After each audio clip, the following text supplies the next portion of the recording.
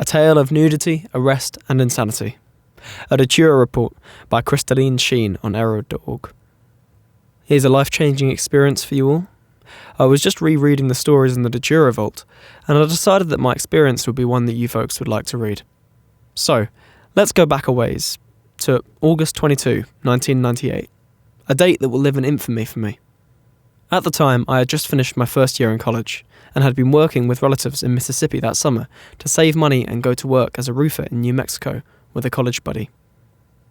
My father thought I was wasting my time dropping out of college to go and roam about the country, but I was ready to get out of my home state of Louisiana and take to the road. The road led to Dallas, Texas, where my buddy, we'll call him Lucifer, was staying with another friend, let's call her E, for a time.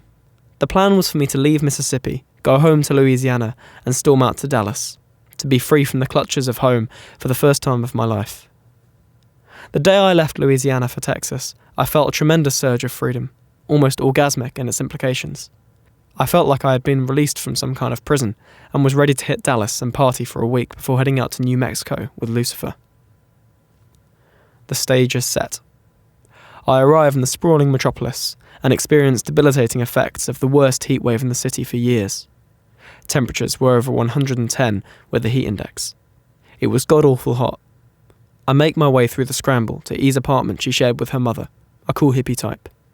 There I reunited with my good friends, and we chill and get stoned, catching up on each other's summer adventures up to that point. Eventually we feel like going out, so Lucifer goes off to visit a girlfriend, and E and I go to her boyfriend's apartment complex to go swimming in the pool. I put on my shorts, placing my wallet and keys into my luggage, an action I was very glad I did later on, and we went off to take a nice cool dip. We arrive, I meet E's boyfriend for the first time, and we splash around for a while.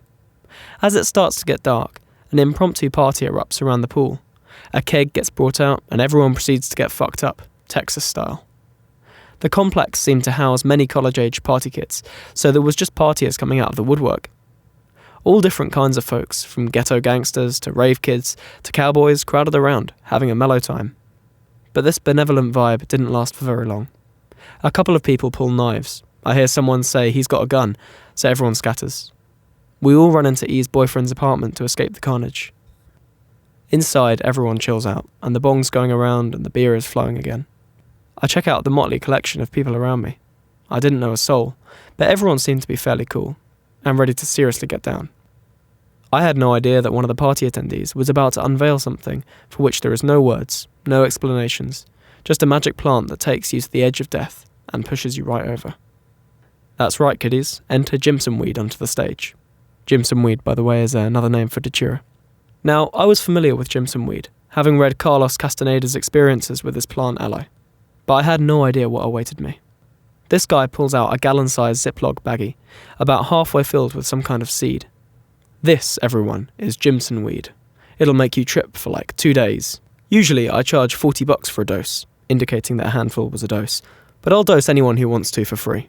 Good God, when someone starts handing out drugs, I'm usually first in line. But the earlier violence outside and the fact that I knew no one there kept me from swallowing the seeds the dealer had handed to me. I decided to wait for my friend Lucifer to return from his girl's house to see if he wanted a trip. A couple of other fellows immediately swallowed their handfuls. In retrospect, after reading hundreds of trip reports on this substance, this guy's recommended dose was way too much. I don't even think calling this a heroic dose is doing it justice. I sit and watch to see what the seeds will do to these guys. Then after about 10 minutes, I'm like, fuck it, and down the seeds with a swig of beer. 5 minutes later, I know I'm fucked. One of the guys starts to stare at the wall, unblinking, unresponsive. His behaviour is weird because earlier he had been very lively, but now he was catatonic. I mean, this guy was out of it. People started to get worried when the guy suddenly comes to, leaps up and dashes out the door. Later on, the guy said that he realised he was in the trip of his life, so he went to his apartment, locked himself inside, and spent the next 2 days destroying his place, and locked into the worst form of insanity. The other guy stood up like the other dude, but started to run into walls as hard as he could. Everyone tried to restrain him, but it was like he was on PCP or something. Oh shit, I thought, I'm about to become very fucking deranged. It was a horrible feeling, and a few minutes later I started to get the worst stomach cramps of my life, and my body told me, you've just poisoned yourself badly, and you might not make it. I got very scared, and ran into the bathroom where my stomach proceeded to turn itself inside out. I think this action probably saved my life. After I was finished, I had this feeling that I had drunk a couple of cases of beer, and my legs were so wobbly I could hardly walk. Every muscle in my body felt flabby and loose. I returned to the living room, where I felt concern from people. E was repeatedly asking me, "Are you okay?" I tried to tell her I wasn't, but my tongue wouldn't work properly. At about this time, I started to feel like there were insects crawling around under my skin, an extremely uncomfortable sensation. It was so bad that I began to claw at my flesh in order to rip them out. The last thing I remembered was leaping up off the couch and running out the door. Then, blackness. I don't know what happened. It was like being in a dream. Entities swirled around me. I had the vague sensation of being around people, but my memories of this time are kind of like recalling a hazy dream. Nothing was substantial. Finally, I woke up. It was morning and I was in an apartment, lying on the floor curled up in a fetal position, naked.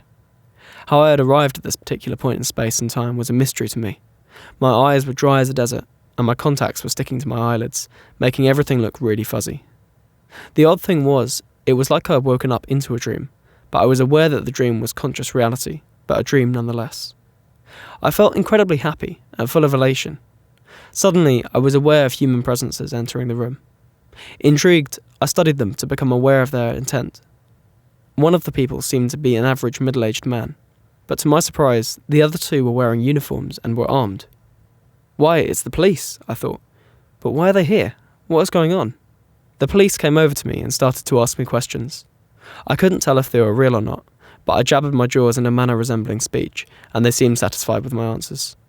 One of the officers gets a bedsheet from somewhere and wraps it around me, toga style. I thought I had been changed into someone from ancient Greece and couldn't figure out why my hands were being cuffed. Surely the Greeks need their hands free. I was led out into the bright sunshine when I realised how thirsty and sensitive to light my eyes were, but I was just having the greatest time getting arrested. It was like I was aware of this happening to me, but I was so far away, I was like, it's a dream, and I'll wake up back in my bed in Louisiana.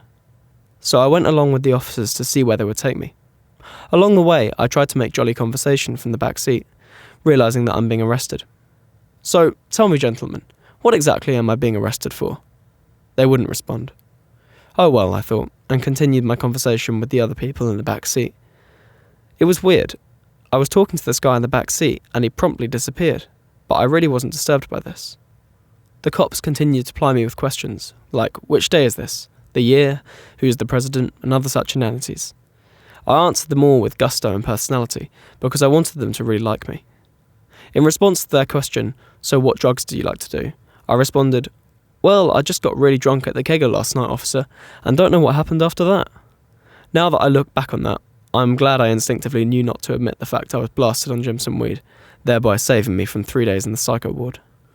We pull into the giant structure located in the heart of Dallas, which is the Dallas County Jail. I was led into the heart of processing, and I was convinced that I was in an airport for some reason, what with all the hubbub around me. My toga kept falling off, revealing my nakedness to hundreds of people, but I was so far out there I didn't even notice until cops kept pulling my sheet back on. After the volley of fingerprinting and paperwork, I was led into a single cell and given an orange jumpsuit to wear.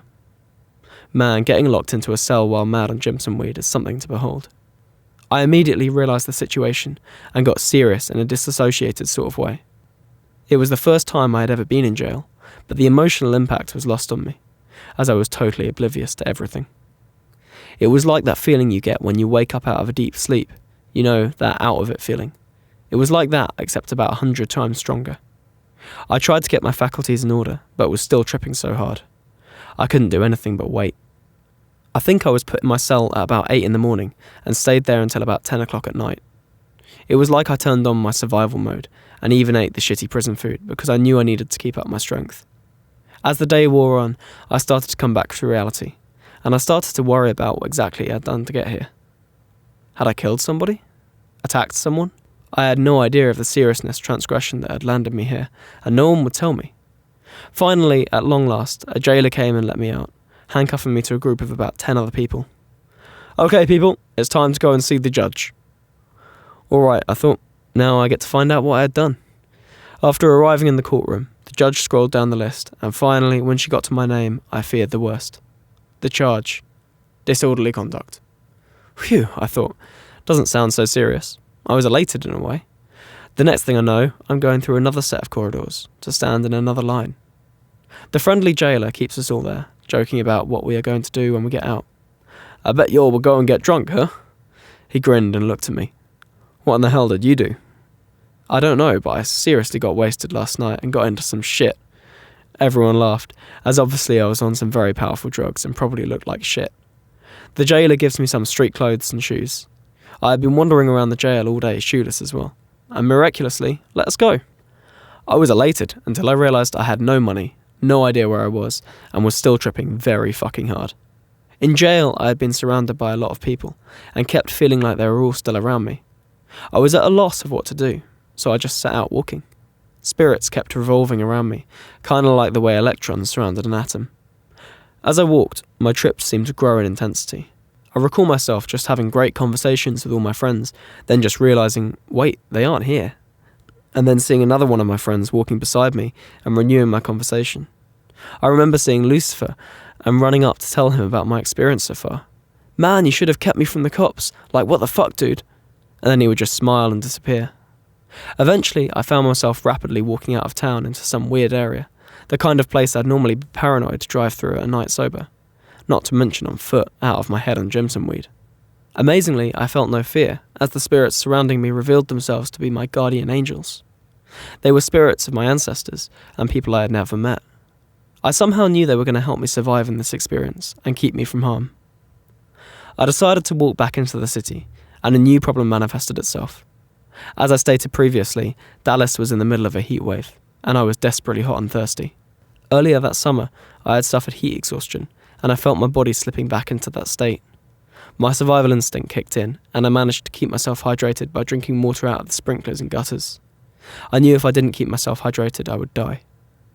I imagine that a lot of the thirst was directly caused by the jimsonweed. Man, that stuff just sucks it out of you. I finally reached a point, after walking around the city for several hours, that my body needed to rest, so I found a spot under an overpass with a spectacular view of the city. I went to sleep and woke up at dawn. Immediately upon waking, I resumed my walking. My delirium seemed to be increasing as the day progressed, and the temperature climbed. It seemed like I couldn't keep enough fluids in me, and that I was slowly dying. Suddenly, I had a flash of memory. I remembered the name of the street that E's apartment was on. Encouraged by this recall, I asked everyone I ran into until I was pointed in the right direction. "It's about 6 miles that way," said some denizen of the city. Great, another 6 miles in this heat, along the side of one of the main expressways in the city. It was like the Bataan Death March to me. I knew I was in struggle for my life, and there was no more water to be found. I knew I was getting very close, but the heat exhaustion claimed me, and I knew my situation was getting critical. I called on my guardian spirits to help me, but they were nowhere to be found. Out of the blue, I hear a cry.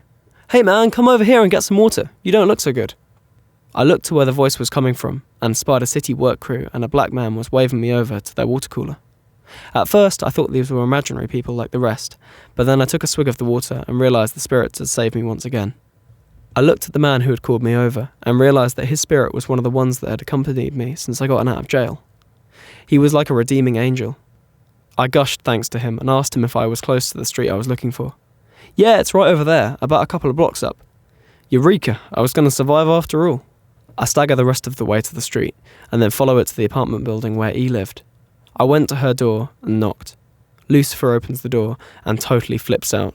We were very glad to see one another, as they all thought I was dead. I don't remember anything except falling out on the floor in a dead faint, aware that I had made it out of the most trying event of my life. The aftermath. It took me about 4 days to get back to normal. I had to use a cane to walk for about a week after, as my body had been smashed like I had been in a motorcycle accident. Evidently, I had fallen repeatedly during my blackout phase. I pieced together what had happened to me with the help of people who had been at the party. Seems that I had jumped out of the apartment, took off all my clothes, and spent the rest of the evening jumping in and out of the pool, accounting for all the abrasions and lacerations suffered from banging into concrete repeatedly.